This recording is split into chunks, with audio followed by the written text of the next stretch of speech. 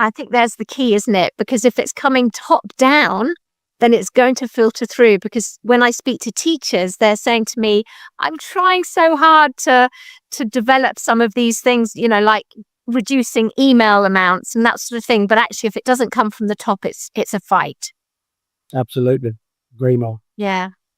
So, Will, would you share some of your best strategies for staff who are listening to this and thinking, I don't work in a school or a trust like that yet. What can I do? How can I help myself? What would be your top tips for them? I think first and foremost for me is try to be comfortable with what it is you can't do.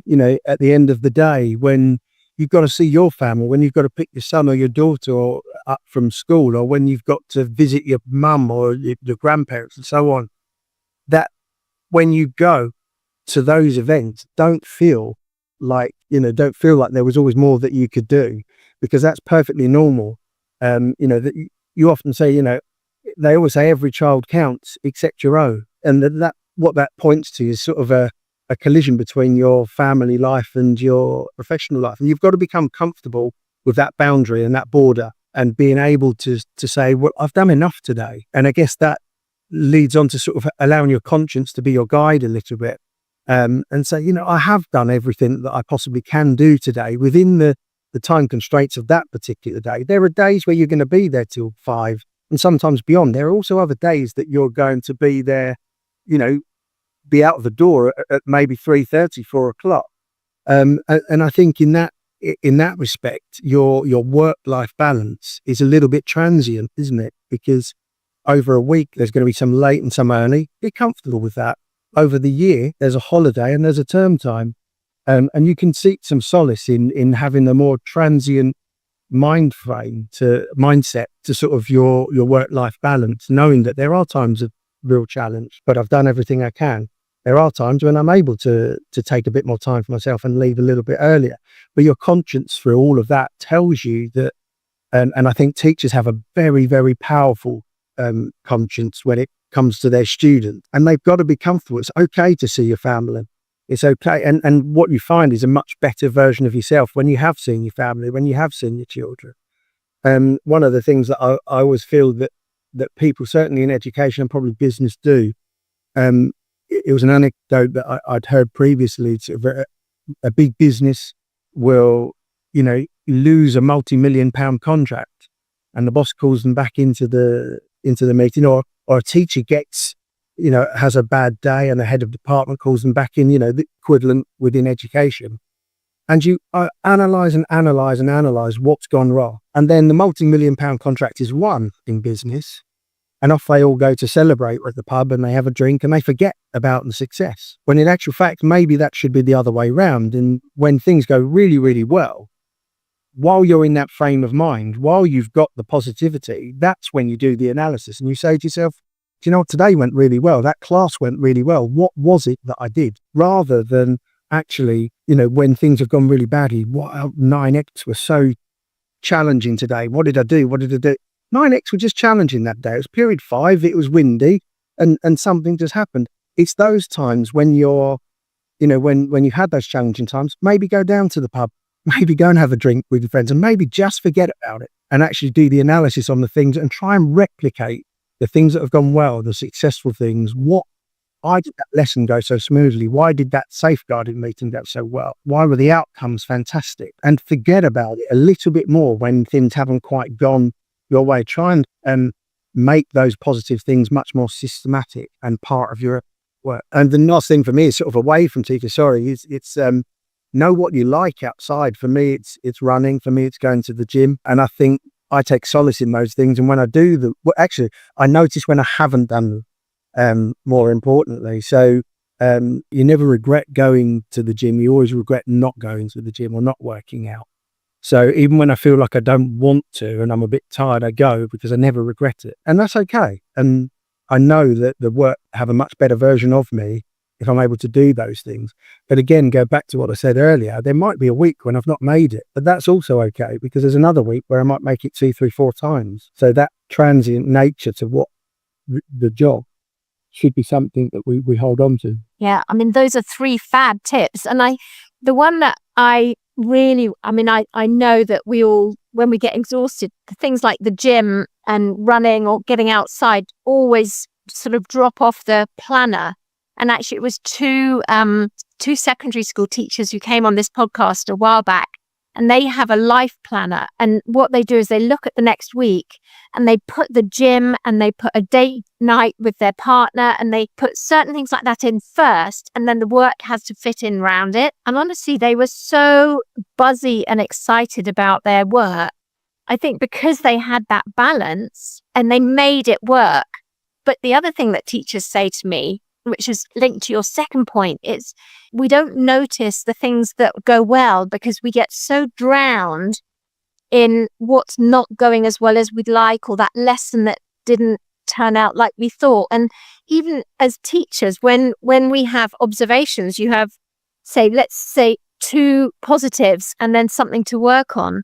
And teachers tell me all they remember, all they take away is the thing to work on. The rest just goes. And I've just released a Burnout Busting Teachers Journal. It's a 52-week journal for teachers and leaders. Well, anyone really, but it is quite school focused. And what is a big focus in there is watching what's gone well. Because so often when I speak to teachers, and the first thing I say to them in the last week, what can you tell me that has gone well for you? And they can't.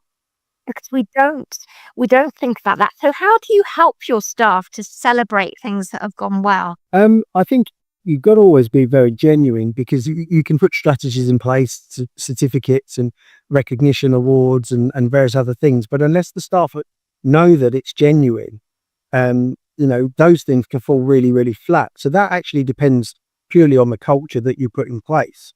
Because I've seen it done very well. I've seen it also done very, very badly. And it always comes back to whether the staff think that your intent is genuine and pure.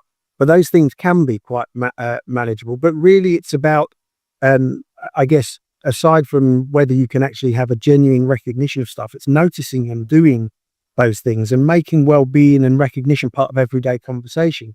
I mean, you take there's very few other jobs that by sort of, 9 o'clock in the morning, you've had 30 to 60 different conversations and different people. I can't think of another job really that is like that. And if you think about the speed at which you move, before school, the period 1, 2, 3, 4, 5, break time, lunch time, and the sheer volume of interactions that you have with people, there are absolutely positives within that.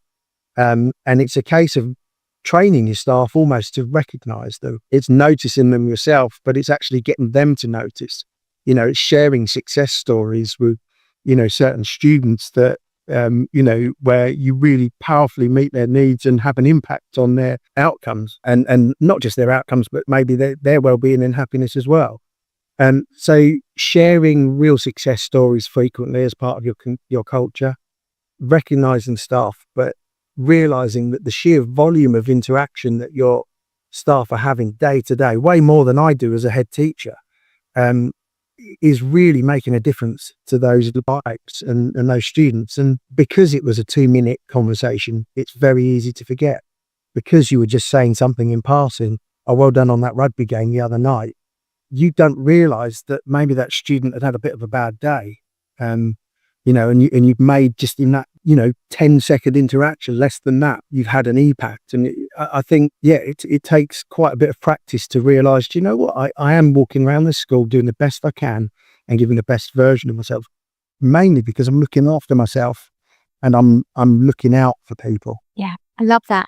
I just have one final question for you, if that's okay, because you mentioned before this podcast that you don't get bombarded by emails at your school. And, I'm constantly told that emails is a real drain for staff. How do you manage it? I mean, as a new head teacher, and I did the same when I became a deputy head teacher as well in a previous school. I was new to that school as well, so it's the same principle.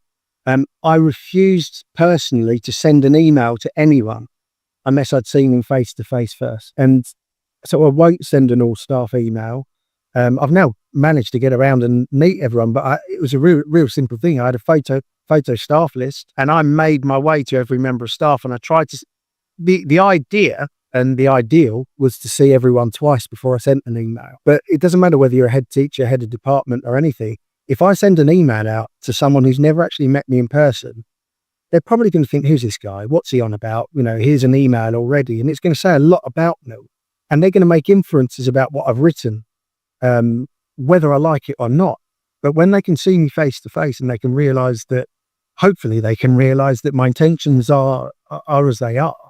And my persona enters that email and allows me to email them. But actually, I still, what that became from doing that as an introduction to staff actually became part of my culture. And I'll now make sure that most of my conversation is now face to face, rather than sort of via email. And it's also the tone and the content, isn't it? I don't want to send ranty emails to staff. If I've got a problem that needs addressing with the staff, they need to go and have conversations with those staff face to face, because your intent can be seen within the interaction.